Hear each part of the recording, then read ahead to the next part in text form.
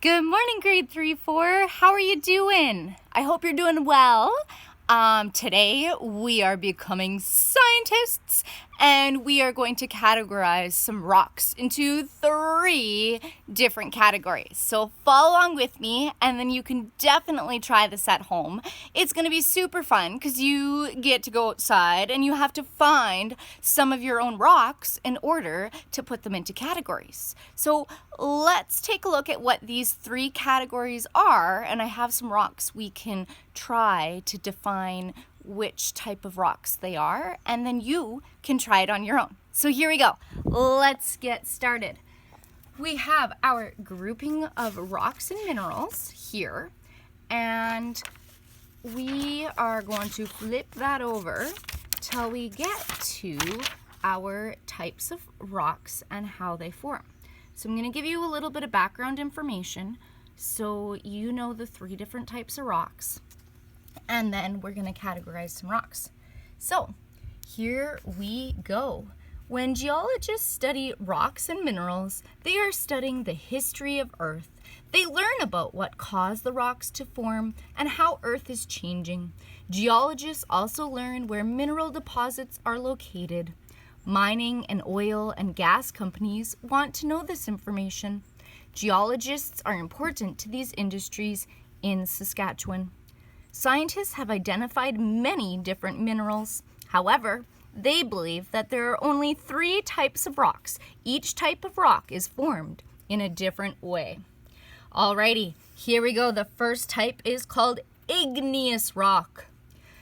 Deep below Earth's surface, the temperature is so high that the rock is liquid. Igneous rock forms when this liquid, rock, or magma hardens as it rises near to or through Earth's crust. Igneous rock covers the ocean floor, so 2/3 of Earth's surface is igneous rock. In fact, all types of rocks on Earth began as igneous rock.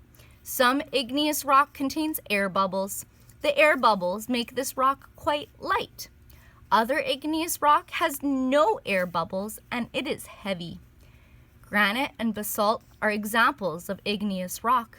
Igneous rock is found close to the Earth's surface only in northern Saskatchewan. So we're pretty lucky, grade 3-4, because we live in northern Saskatchewan, and that's going to help us find some igneous rocks. And here is just the little diagram below. So way, way, way down, we could never dig down this far just with our hands. This is the liquid rock. And as it comes up, here's our volcano here, like lava, and reaches the surface, it cools. So one type of rock is igneous rock. Second type of rock we're going to look at is called sedimentary rock. Rocks at or near Earth's surface are broken into smaller pieces by water, wind, and ice. Soil and shell pieces are also moved along with rock pieces.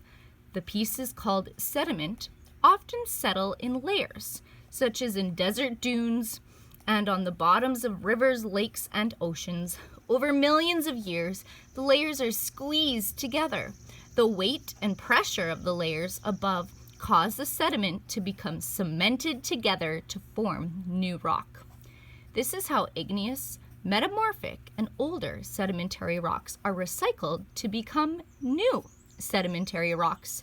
You can usually see grains of the sediment in sedimentary rocks, such as sandstone and conglomerate.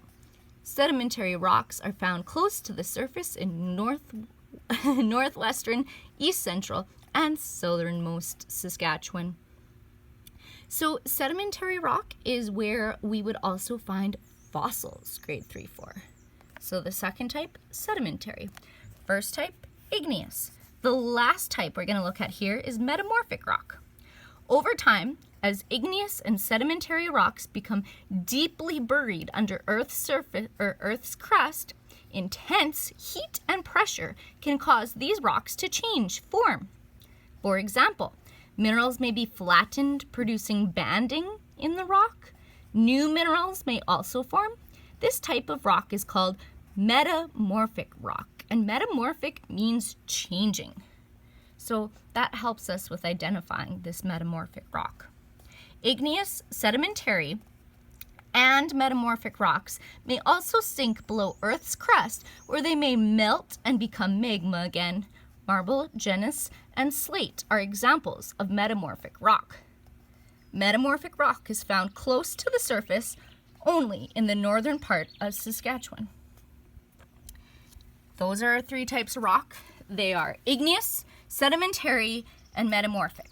So these are the rocks I found on my walk, and I want you to go for a walk and find some of your own rocks and see if you can categorize them into one of the 3 types of rock. I'm gonna let you know this guy, I hope you can see, he's kind of full of air bubbles. Do you remember which one or which type of rock talked about having air bubbles in it? Give you a minute. Be our igneous rock. We also have these guys here. Who else can we go with? I'm gonna say these 3 here are going to be our sedimentary rocks because they're kind of like cemented together almost. And this one's almost a little bit grainy, you can see here. So we have some sedimentary rocks here. Our metamorphic, I'm thinking he's going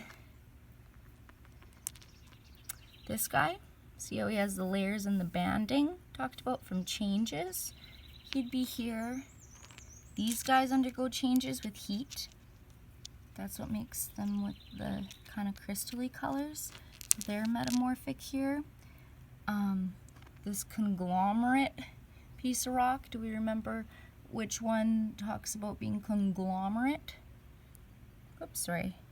Here he is. This big old pieces here. He's going to be part of our sedimentary rocks. And then these guys, we're moving them over to our igneous here. So we have our 3 different types. I want you to go for a walk and find some really cool types of rocks and see if you can classify them. You can also go to geology.com/rocks, and it gives you a whole bunch of pictures of different rocks, and you click on it and it gives you their specific name as well as some cool features about those rocks. So go on a cool rock journey and see if you can classify some rocks today. Have a great day, grade 3-4. See you later.